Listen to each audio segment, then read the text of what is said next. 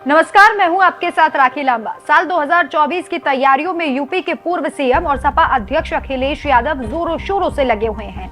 लगातार यूपी में जीत के दावे करने वाली समाजवादी पार्टी बीते विधानसभा चुनावों में कोई खास जलवा तो नहीं दिखा पाई, लेकिन अब लोकसभा चुनावों से पहले पार्टी को बहुत सारी उम्मीदें हैं। लेकिन ध्यान देने वाली बात तो ये है कि बीते विधानसभा चुनाव में सपा ने कई पार्टियों के साथ गठबंधन भी किया था, जिसके बाद अखिलेश यादव और भी ज्यादा कॉन्फिडेंस में नजर आ रहे थे।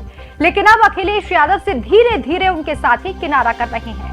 विधानसभा चुनाव के बाद से ही सबसे पहले ओम प्रकाश राजभर ने अखिलेश यादव को एसी से निकलने की सलाह दी।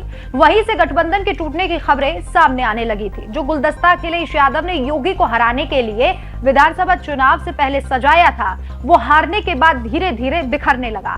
इसके बाद राम लक्ष्मण जैसी जोड़ी कही जाने वाली यूपी के दो लड़कों की ये जोड़ी भी अब अलग होने की खबरें सामने आ रही हैं। हम बात कर रहे हैं आरएलडी प्रमुख जयंत चौधरी और अखिलेश यादव की। इसके संकेत खुद आरएलडी प्रमुख की तरफ से दे दिए गए हैं, जिसके बाद यूपी की सियासत के अलग रंग देखने को मिल रहे हैं। आने वाले दिनों में अखिलेश यादव को बड़ा झटका लगने के भी आसार हैं। जयंत चौधरी अखिलेश यादव से अपना पल्ला झटक सकते हैं और बीजेपी का दामन भी थाम सकते हैं।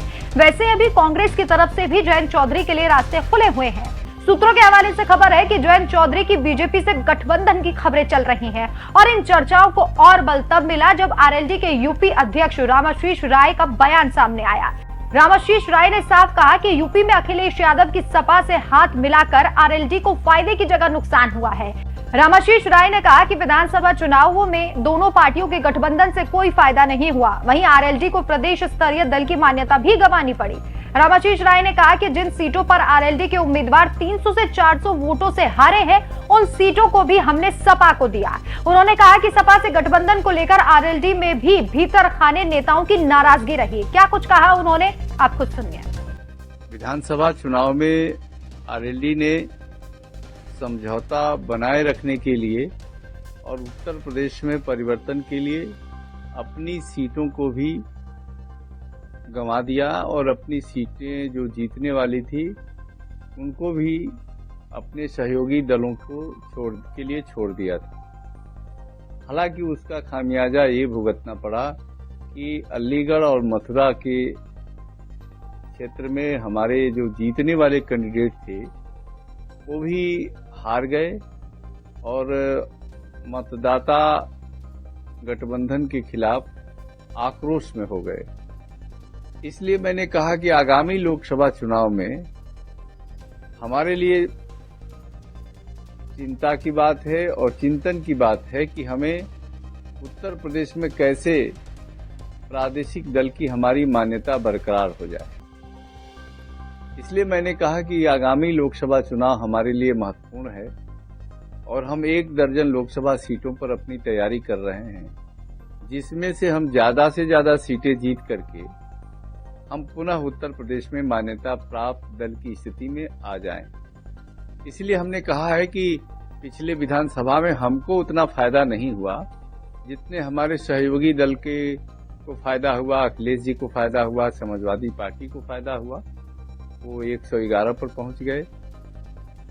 हमें भी कुछ फायदा हुआ, लेकिन हमारी जो दल की मान्यता थी, अगर हमारी जो तैयारी थी और जितनी सीटों पर हमारी मांग थी, हमारी पार्टी के उम्मीदवार लड़े होते तो हमारी मान्यता नहीं छीनी जाती, हमारी मान्यता बरकरार रहती। तो हमने इसी संदर्भ में कहा था कि पिछले चुनाव में हम लोगों ने लड़ा था और समझौते का पालन किया, अपनी सीटें गंवा करके भी समझौता को बनाए रखने की कोशिश किया। हालांकि हमारे दल में काफी असंतोष हुआ। हमारे दल के वो उम्मीदवार जो 400 वोट से हारे थे, कोई 1000 वोट से हारा था, वो सीटें भी हमें समझौते में समाजवादी पार्टी के खाते में देनी पड़ी मजबूरी में। इसलिए आगामी लोकसभा चुनाव में हम चाहेंगे कि हमारी 1 दर्जन जो लोकसभा सीटें हैं उसमें से अधिकांश सीटों पर राष्ट्रीय लोकदल के उम्मीदवार लड़ें, ताकि हमारी मान्यता पुनः उत्तर प्रदेश में। रामाशीष राय का ये बयान आने से पहले आरएलडी अध्यक्ष जयंत चौधरी के एक ट्वीट से भी पार्टी का मन बदलने के संकेत मिल रहे थे।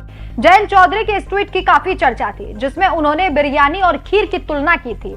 इस ट्वीट के बाद सियासी चर्चाएं तेज हो गई कि जयंत चौधरी का मन भी डोलने लगा है। इससे पहले जयंत चौधरी पटना में विपक्षी दलों की बैठक में भी नहीं गए थे। उन्होंने कहा था कि वो निजी कारणों की वजह से बैठक में नहीं जा रहे।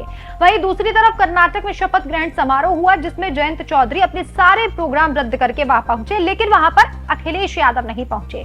जिन यूपी के दो लड़कों की जोड़ी चुनाव से पहले दिखाई दे रही थी, अब वही दोनों मंच पर एक साथ नजर नहीं आते। इसे लेकर अब कहा जा रहा है कि जयंत चौधरी के हाथों में फिलहाल दोनों हाथों में लड्डू हैं। इधर बीजेपी के रास्ते भी उनके लिए खुले हैं और वहीं दूसरी तरफ कांग्रेस से भी उनकी नजदीकियां बढ़ती जा रही हैं। कांग्रेस बेबाहें फैलाकर जयंत चौधरी का इंतजार कर रही है। ऐसे में फैसला जयंत चौधरी को करना है। वैसे योगी आदित्यनाथ के जादू को देखते हुए माना जा रहा है कि जयंत चौधरी बीजेपी के साथ गठबंधन कर सकते हैं, लेकिन अगर ऐसा हुआ तो ये अखिलेश यादव के लिए बड़ा झटका माना जाएगा। अब अखिलेश यादव को चिंतन मंथन करने की बेहद जरूरत है कि आखिर क्यों उनके साथी उनका साथ छोड़ रहे हैं, क्योंकि लोकसभा चुनाव का रास्ता इतना आसान नहीं होने वाला।